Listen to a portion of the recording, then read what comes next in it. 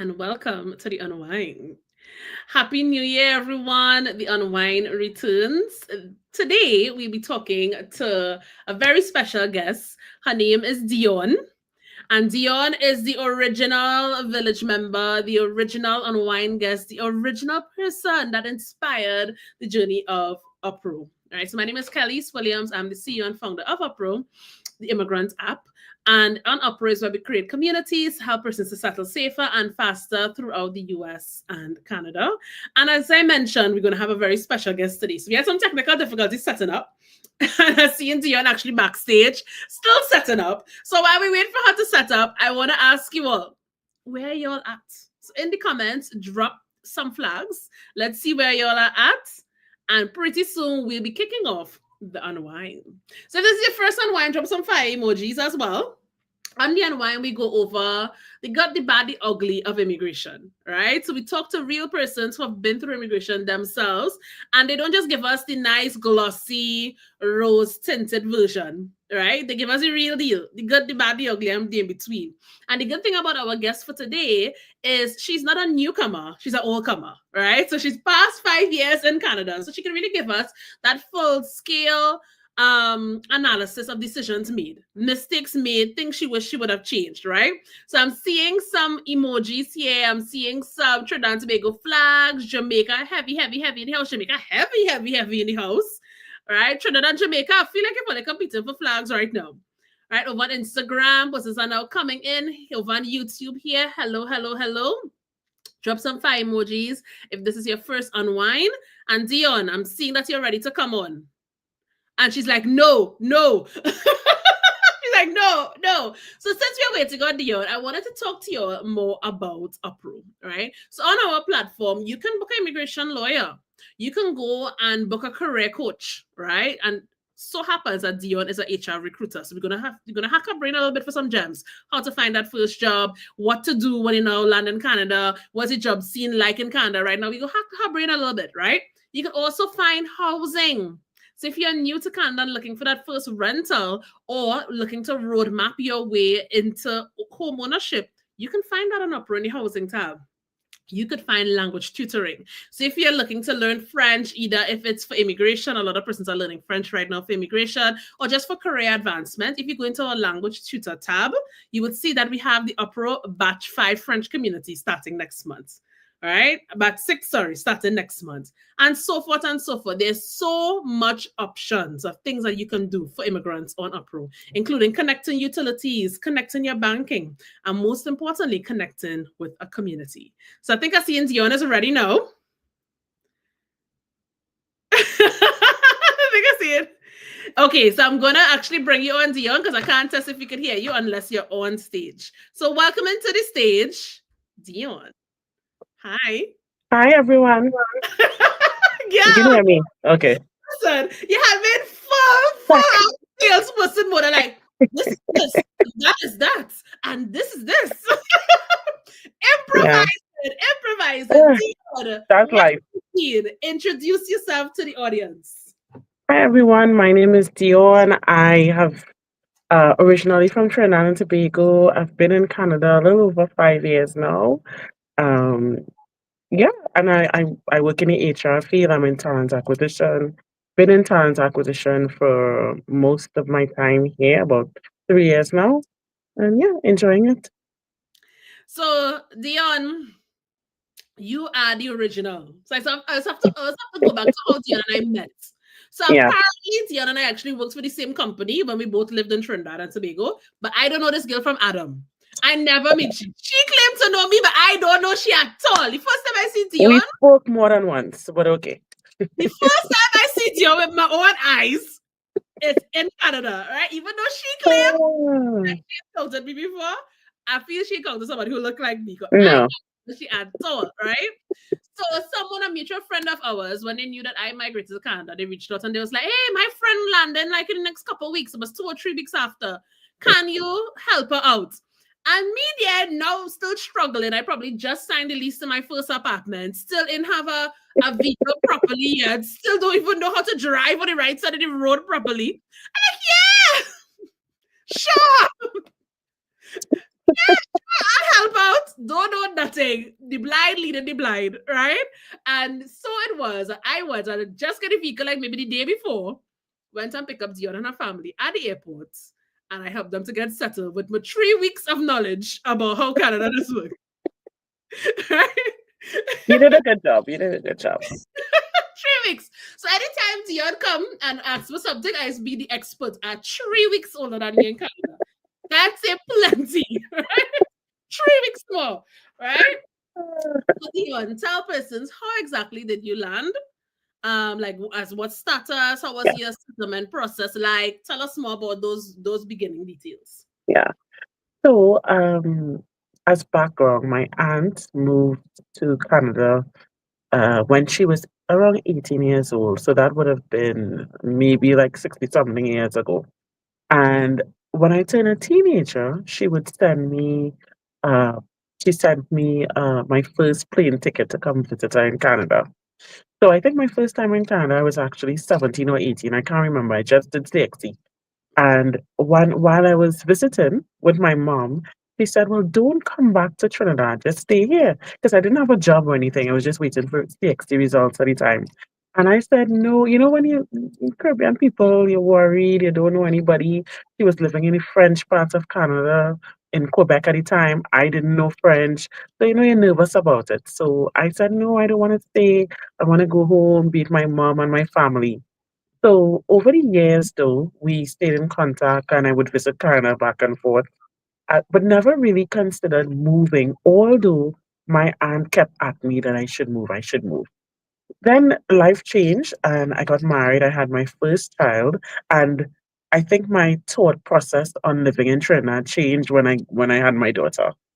So at the time, I had 3 months maternity leave, and my aunt was so disgusted. She was like, "That is so barbaric. Kinda gives you 12 to 18 months." She's like, "How can you hand your baby to somebody, a stranger, and go back out to it after 3 months?" So I think that's when she really applied the pressure. And then she started to entice me. "Oh, if you come here, I'll buy a house. I'll do all these things." So I think I got into it after and I said, "Okay, let me try." So I applied for express entry.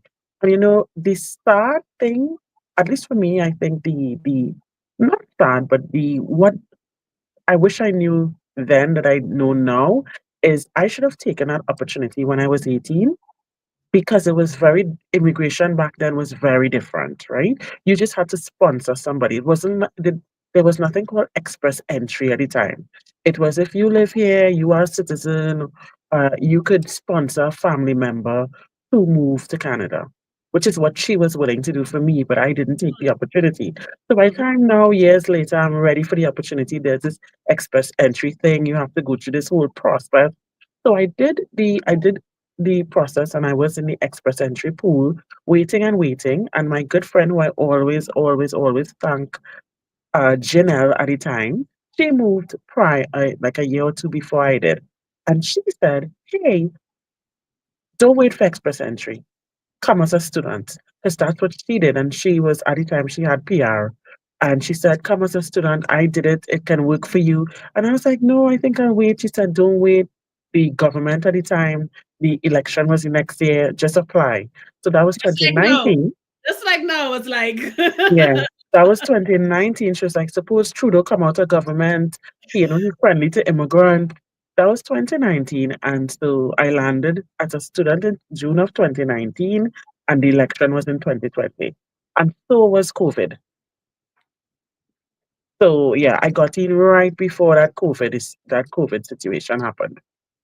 so you came as an international student, Yeah, I did. right?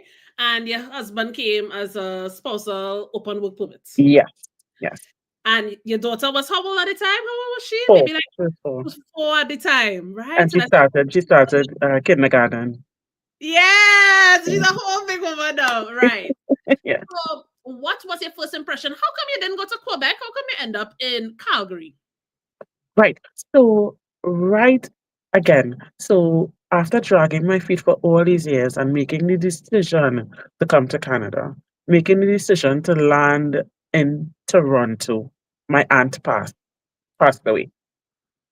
Wow. So that too spoke in everything because I'm I'm no longer landing with family support, right? Because she's passed. So because of that, I said, "Gosh, I don't want to." Then I'm just my whole thought process changed, and a coworker of mine said, "Hey, why would you go to Ontario where the taxes are so expensive? Why not consider Alberta?"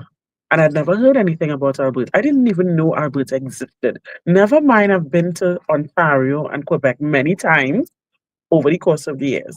And then there was a video on YouTube that the Alberta government did, and they showed me Banff, and that was it. Decision made. Decision made. So I decided to land in Alberta instead because I didn't have my aunt anymore for that additional support. Right, right. And then obviously you decided on Calgary. Why not Edmonton? So I did my research, and they said Calgary had 335 days of sun. And I was like, okay, yeah, I could do this. I want to go somewhere that's very sunny. And then I researched, and they said it had Chinooks, and it's a walkable city. And so, yeah, that was the choice. Edmonton just was a little too old for me, little older, you know. What? What? Olivia for What? rivalry. But when we get out into the house and see, Anyway. we go settle it once and for all. we go, we will settle this Hmm. once and for all. Let me get out the house. Okay, so this is 5 years ago, Yeah, right? You're an international student. We know international students, even at that time, couldn't work full time. You had to work part time. You were coming from having a bachelor's degree or master's degree, from masters. a master's degree to now doing a diploma. You Yeah. was already working, you was already a Mhm. professional in Yeah. mid-level makeup and management to now come back to be a student. How was a job search within that time? So, um, there was so much I didn't know about the Canadian job market. So in Trinidad, I would say, the more qualifications you have, the better for the job. So unbeknownst to me, that it's the opposite in Canada. You, if you're, if they ask for a high school diploma and you on your resume you have a master's, they will never call you because they consider you overqualified for the job. So, but I didn't know that. So I am applying to a retail job. I put in a degree. I put in all this information that I should not have been putting. So in the beginning, it really was tough and a struggle to find a job, especially since I just needed something part time. And Mm-hmm. well, I got a couple calls because I was doing quality management at the time in Trinidad. So I got calls for that. But here, it's shift work, right? So sometimes you have to work night, sometimes morning. And I couldn't do that with a 4-year-old daughter, right? Mm-hmm. Only being allowed to work 20 hours a week. So I eventually Khalees was the one who was talking to me about getting a survival job. I'd never even heard the term before. And I'm like, a survival job? She's like, yeah, because she had worked in Simon's when I now arrived. So she was like, girl, get yourself a little retail job.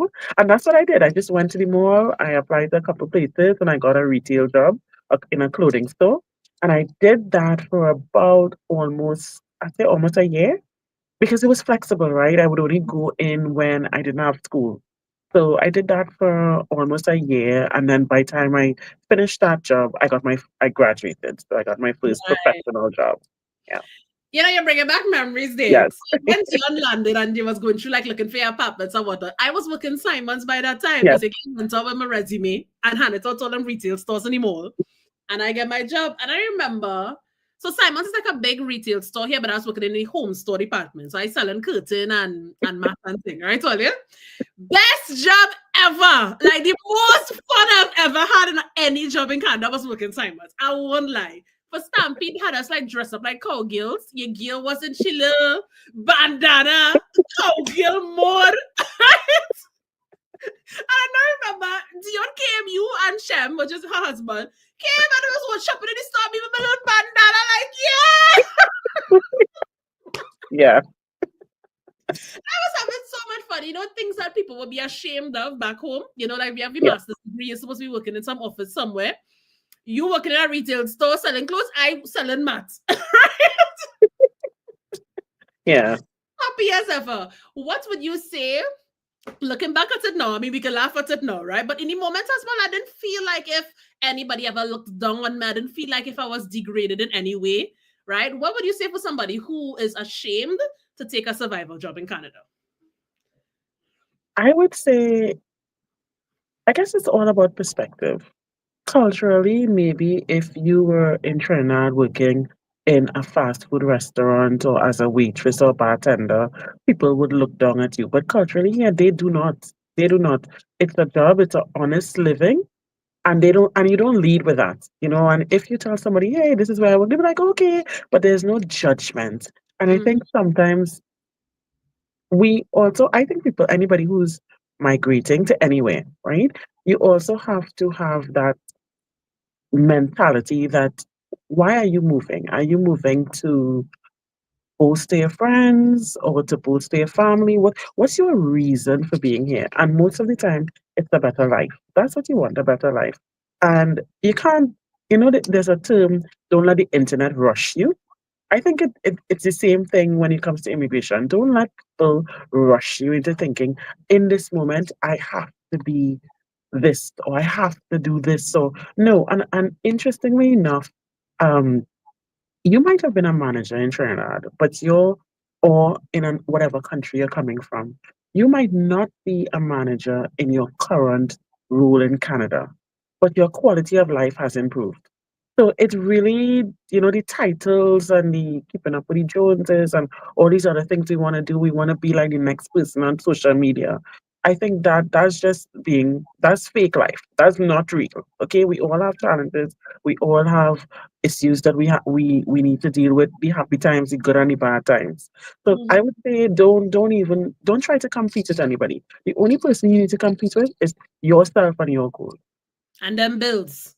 And then The yeah. only thing I need to Yes. come with. Always stay ahead of the bills, guys. Right? And you will. And the bills. Racing in the comment section saying them bills have to pay. Right? Exactly. Yep.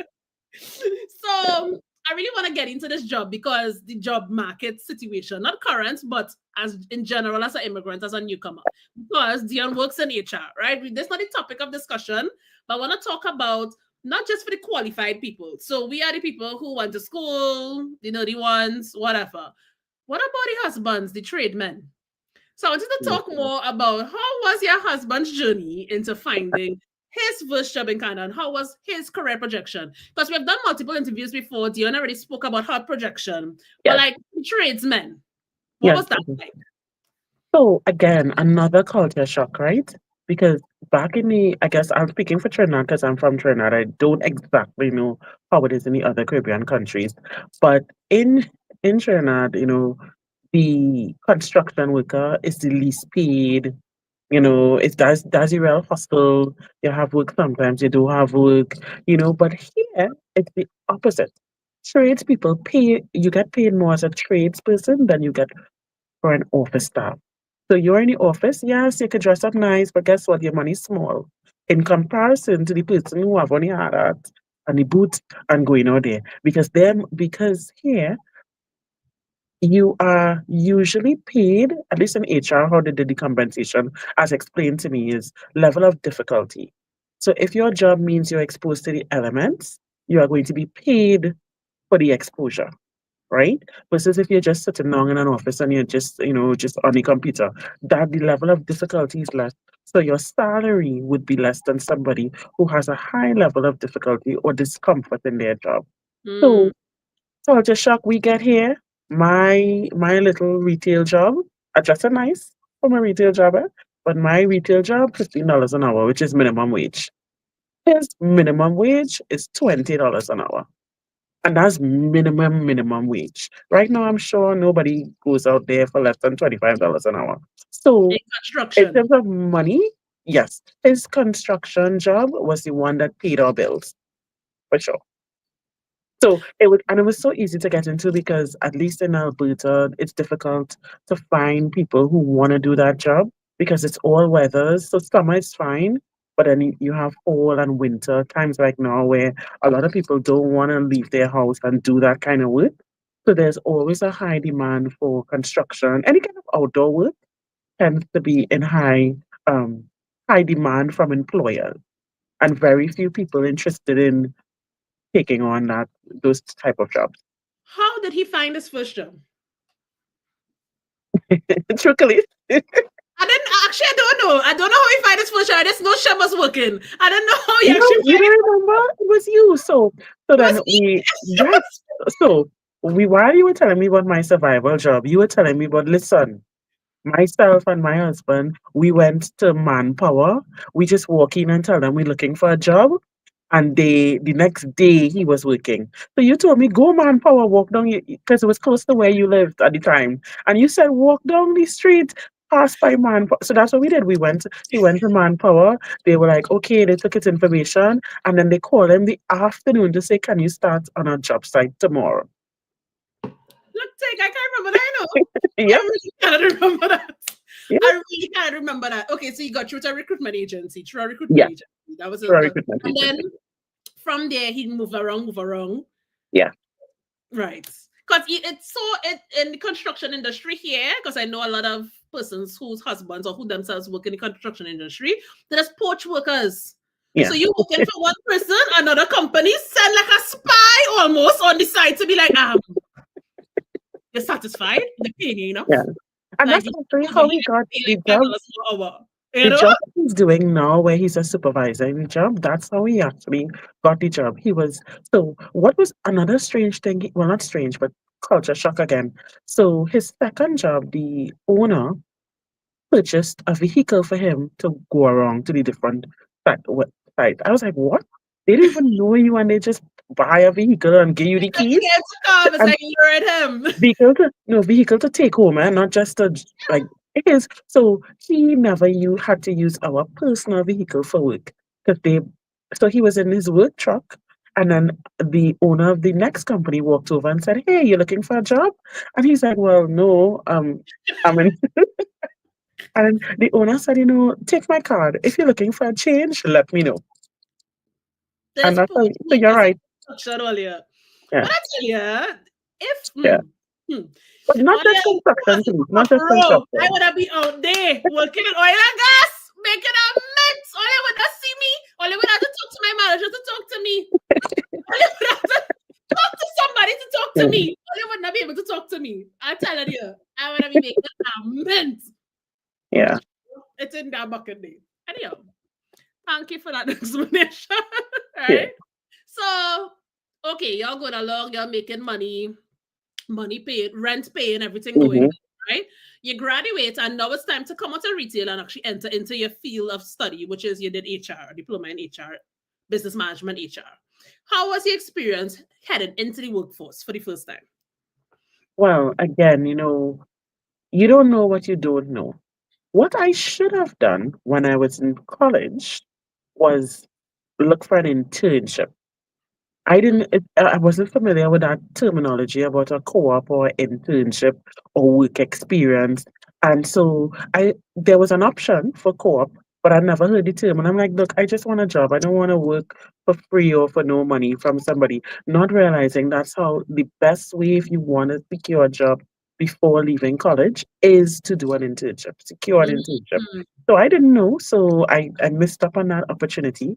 So as soon as I graduated, I started applying. Well, I applied for HR assistant jobs because I'm thinking to myself, I don't have Canadian work experience. So I don't want to try to apply for nothing big. So I only look for assistant type roles to apply for. So I applied for about five, and I took my time and crafted my resume and all of that. And out of the five, I think I got called for at least three or four of them. But one of them wanted me to start immediately. Like I had the interview Friday morning, and Friday afternoon I had the job. So whereas the others, I had to wait for them to call me back. I was like, no, I'm gonna bird in the hand. This person wants me to start Monday morning. I'm starting 50 minutes away from where I live. Yes, I'm going. Okay. So I started in that job and just networking in that job, being good with my coworkers. My coworker actually found me my second job. And then my Mm. second job, my manager left. And when she left, she created my third job. So I haven't actually been from that. My first job was the only job I actually Apply. applied for where it was me putting myself out there. The rest of it, I got through my network. I hope all you're taking notes. I hope all because this is like maybe the second or third, this is third Yeah. person in a row saying the exact same thing on the unwind. How did it get a jobs? Through the network. I want to talk to you about hidden jobs. 70% of jobs Yeah. don't make it to the job boards. They But you are know what it is, Khalees? free. Because we don't have a culture like that, right? We would say, "Oh gosh, I don't want to like be fake or try to befriend somebody just to get a job." Whereas here it's very different. If you are interested in your career and you are passionate about your career, the expectation is you're going to network with like-minded people, people who have your job or similar jobs. It's expected here. It's not looked on, it's all part of your professional development. It's something professionals do. Even myself, yes, I am in a job. I'm in a good job. I like my job, but I still network all the time. And it has nothing to do with me looking for another job. It's just what's done here. You network. You know, Mm-hmm. you go to events, or if you're on LinkedIn, you will have relationships on LinkedIn. Sometimes, it could be as simple as somebody just got promoted or left the last job they were in, right? And you just talk to them, and just having those sort of organic relationships. And it's not about, again, because I find a lot of people on LinkedIn reach out to me as well, and they're like, "Oh, I'm looking for a job. Can you help me?" I don't know you. Why would I help you? Right? So, Ooh, no, stop, but I don't know you. stop. Let's rewind and say that again because it's actual relationship. I will Actual never refer relationship. somebody into a job if I don't know them. And I don't just mean know them as in your email man. Know them as Mm. in as you operate. We do transactions together. We do something together. I need to see you. I need to make sure that you is reach on time. I need to make sure you can talk. I need to make sure Yeah. because it's my name going up against a referral. So if you're reaching Canada and you want to stay home and don't meet nobody, nobody's going to be referring you for any jobs. No, No, no, you. no. Remember, it's my word too. If I say Talise would make an awesome employee, I'm putting my name out there for somebody I don't know. But if I know you, it's easy to say, yeah, of course. So yeah, so definitely that's my little tidbit to share on LinkedIn. I think it's abused. People just think the more contacts you have, the better. This is not social media where likes count. It's not about likes and how much people in your network. It's, do you have a quality network? So your network, like for me, if you go on my LinkedIn profile, I have a lot of people, but that's because that's true work. Because my profile is pretty much my work life. So through work, I have to add those people. But if I had like a separate LinkedIn profile that was just me personally, then it would just be those core people who I know, who I've interacted with, who I talk to. But networking is super important to finding a career in Canada. It is Mm-hmm. very important. And it's something that if you're from the Caribbean, definitely if you're from Trinidad, it's not something that feels natural to you. But just get into it. It's just the same way we would meet somebody at the bar and best friends by the end of the night. Just think of it like that. It's just you're doing it on a professional basis instead, right? So, Yeah. Keep the conversation professional, but same yeah, mindset. yeah, Where you same get to mindset. know somebody and you're being yourself too, and people love us. Yeah. I feel so loved and appreciated in this culture. I feel like whenever I walk into a room, people just spoke up excited. But you know what, Piyush? I went to a conference the other day and I was Mhm. talking to this gentleman he was the head of one of an organization. And he said to me, "Where you from originally?" And I said, "Trinidad." "Him, Trini. I have a friend who is Listen, I think everybody in Canada knows one Trini. And that person made like the best impression Yes, ever. Because they're always excited.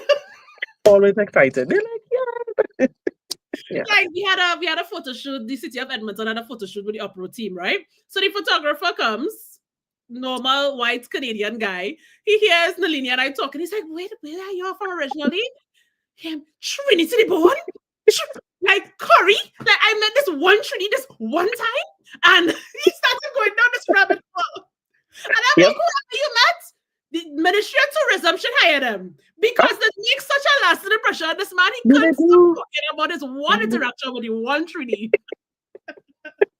Oh my god! But Yeah, generally, speaking, I feel like if as newcomers, we are not minority when we are not used to being a minority in our home Yeah. countries in most cases. And it could be intimidating to go out there and really network. And I don't think enough people talk about this because maybe we want to be like, oh no, I'm a big girl. I'm not afraid people. But I am interacting with you and I'm watching your behavior and I could tell all the afraid people. Yes. I Hmm. can tell all the afraid people. It is very intimidating, I think, for a newcomer who is used to being like everybody else to not being a minority. You're afraid of many different things. How do you suggest persons overcome that? And have you ever experienced that kind of thinking or feeling? Of course, there's imposter syndrome all the time, right? Where you're like, oh, am I good enough? And I think it's just pushing through those negative thoughts in your head. Because it's really, a lot of the time, it's really negative thoughts. People here appreciate hard workers, people who are passionate about what they're doing, people who are willing to strive to do better.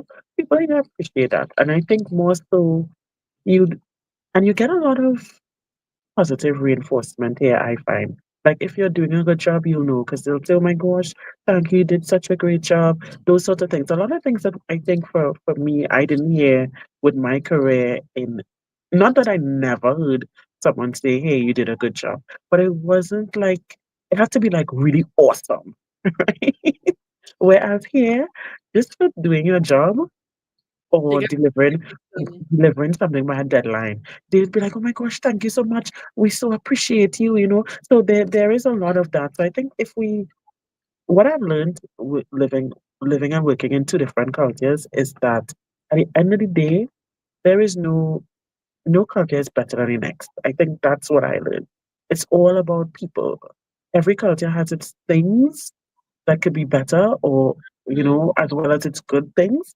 And because you come from maybe a small Caribbean island, and you might think, oh my gosh, now I'm in a first world country, I'm in North America, maybe I'm not as good. No, you don't think like that. You're just as good. You are just as good, just as worthy. You can work just as hard, sometimes even harder, because what we have, I think, our advantage is we have learned to live with scarcity in a way that this North American culture doesn't. Because Mhm, they just it's a rich society, right? That's just the mhm. reality compared to where most of the times we come from. So we know what scarcity is and limited resources and having to do so much with so little, right?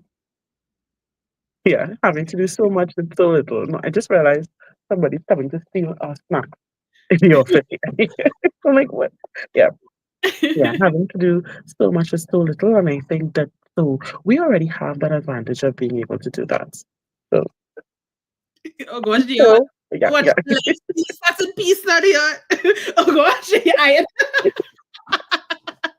I think Trinidad, man. I think Trinidad. am my God. So Yeah, I understand what you're saying, right? I get it. I get it. I totally understand. Now let's flash forward to a couple years ago, right? So when Dion first landed in Canada, fine, he was an international student.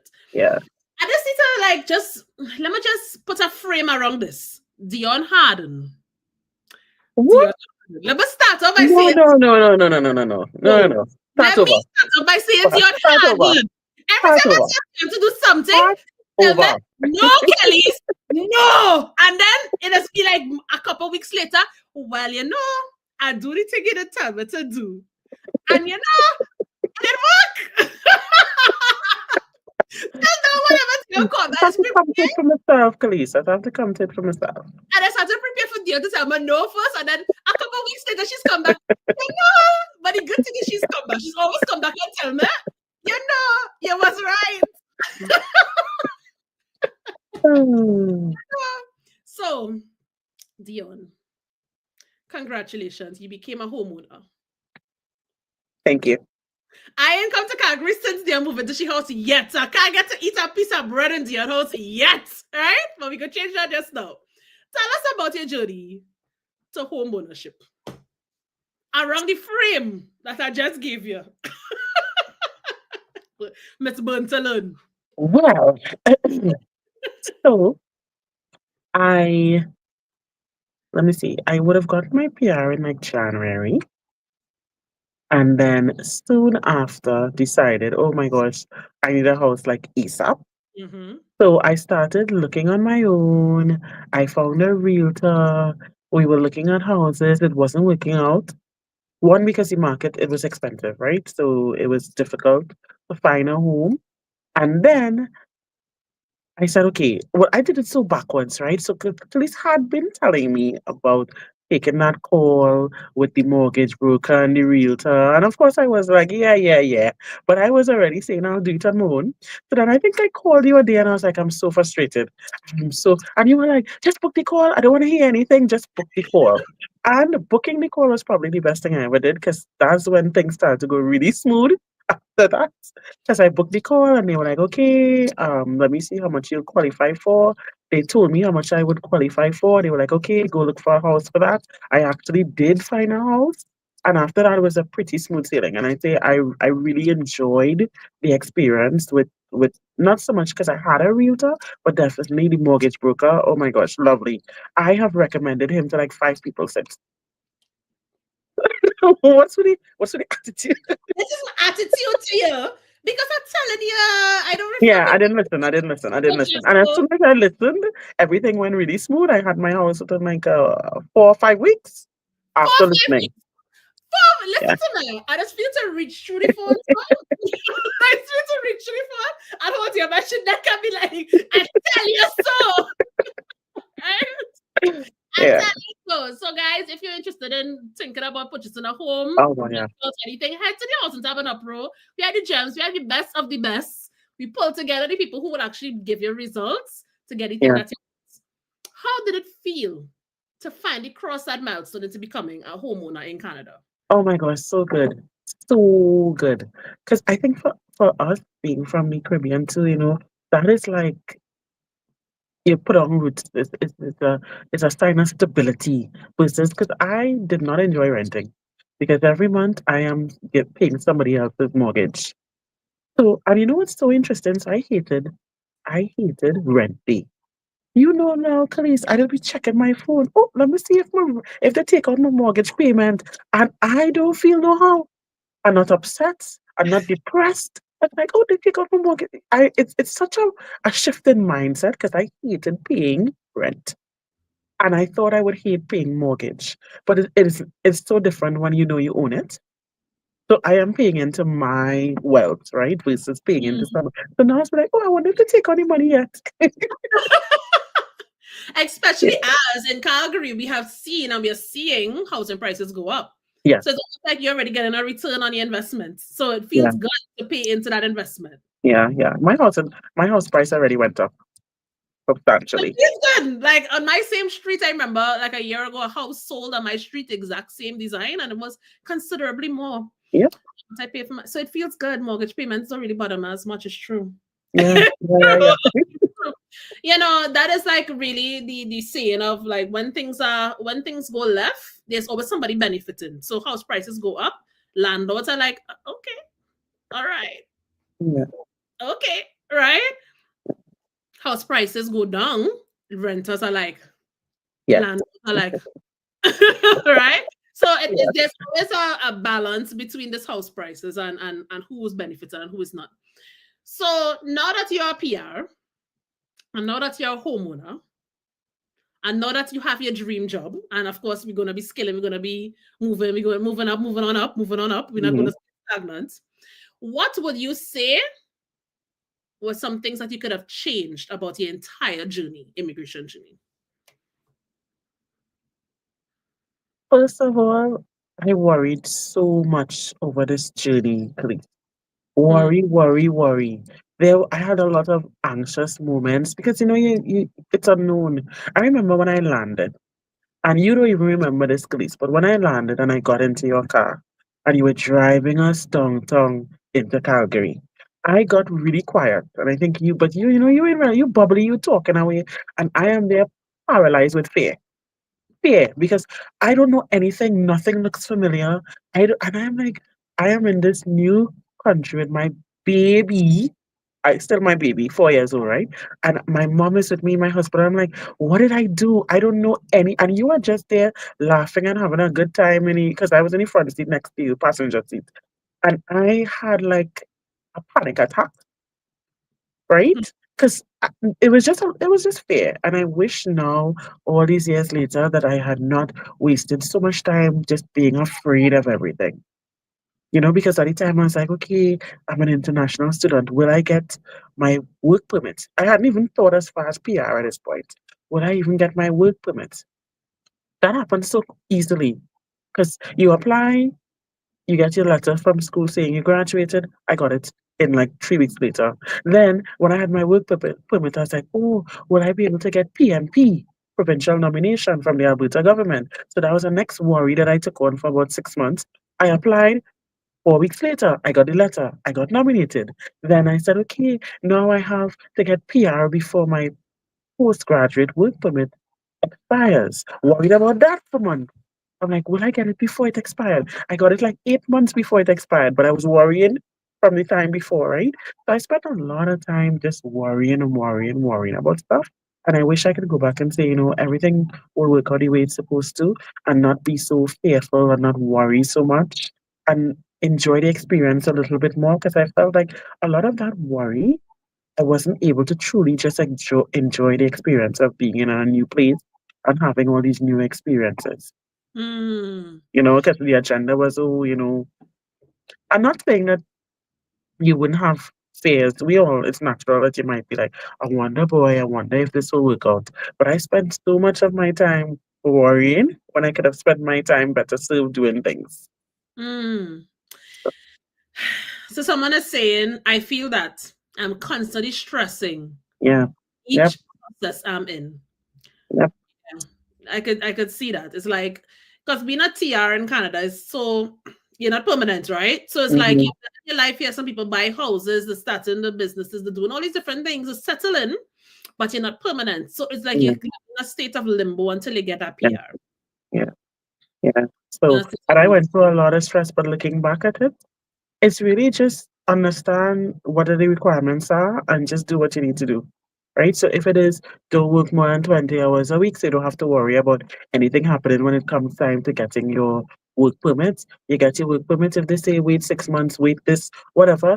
Just put a note in your calendar on the 6th month you're applying for whatever you need to apply for, or on the 3rd month, however it is now, because I don't know Mhm. what the process is exactly. It's changed so much, but just follow the process, whatever you need to do, and it'll work out. And some of it you do have to step out on faith, right? Because you just don't know. But then that's anything, because we don't know what tomorrow will bring now.